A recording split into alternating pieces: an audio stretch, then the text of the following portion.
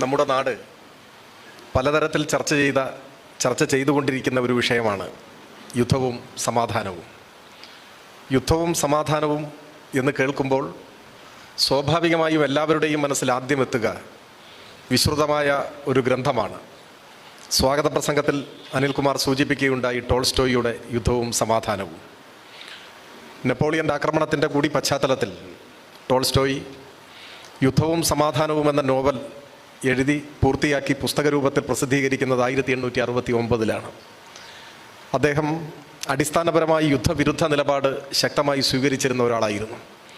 മനുഷ്യസ്നേഹത്തെയും കാരുണ്യത്തെയും ഉയർത്തിപ്പിടിച്ച Leo Tolstoy എന്ന ലോക സാഹിത്യത്രവാട്ടിലെ കാരണവർ യുദ്ധവും സമാധാനവും എന്ന നോവൽ പുസ്തകമായി പ്രസിദ്ധീകരിച്ച 1869 മഹാത്മാഗാന്ധി ജനിച്ചത്. ഇത് രണ്ടും തമ്മിൽ നേരിട്ട് ബന്ധമൊന്നുമില്ല.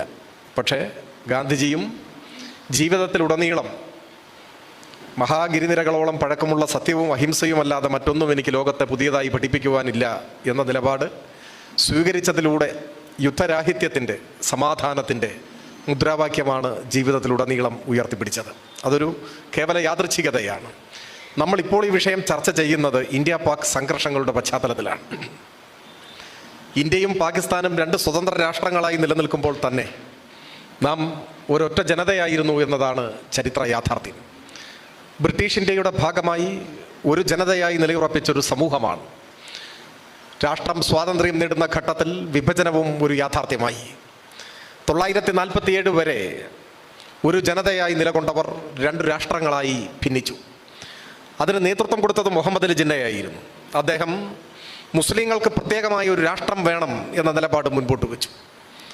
ഇസ്ലാമിനെ രാഷ്ട്രീയാധികാരത്തിലേക്കുള്ള ഒരു വഴിയായി ജിന്ന വെട്ടിത്തുറന്നു. അതിനെയാണ് നാം വർഗീയത എന്ന് പറയുന്നത്. എന്താണ് വർഗീയത എന്ന ചോദ്യം പലപ്പോഴും സമൂഹത്തിൽ ഉയർന്നു വരാറുണ്ട്. വർഗീയതയ്ക്ക് ഒരുപാട് നിർവചനങ്ങൾ നൽകാൻ പലരും ശ്രമിക്കാറുമുണ്ട്. എന്നാൽ എന്താണ് വർഗീയത എന്ന ചോദ്യത്തിന് സത്യത്തിൽ ഒരൊറ്റ നിർവചനമേ ഉള്ളൂ. അത് മറ്റൊന്നുമല്ല, മതത്തെ രാഷ്ട്രീയാധികാരത്തിന് വേണ്ടി ഉപയോഗിക്കുക എന്നതാണ് വർഗീയതയുടെ ലളിതവും ഹ്രസ്വവുമായ നിർവചനം. മതത്തെ, വിശ്വാസത്തെ രാഷ്ട്രീയാധികാരത്തിനു വേണ്ടി ഉപയോഗപ്പെടുത്തുക, അതാണ് വർഗീയത. ഇന്ത്യൻ വർഗീയതയുടെ പിതാക്കന്മാരാര് എന്ന് ചോദിച്ചാൽ, പിതാക്കന്മാർ എന്ന് പറഞ്ഞാൽ വർഗീയതയ്ക്ക് ഒന്നിലധികം പിതാവുണ്ട്. ഇന്ത്യയിൽ വർഗീയതയുടെ ആദ്യ പഥികർ, ആ ഗണത്തിൽപ്പെടുത്താവുന്നവർ തീർച്ചയായും സവർക്കറും മുഹമ്മദ് അലി ജിന്നയുമാണ്.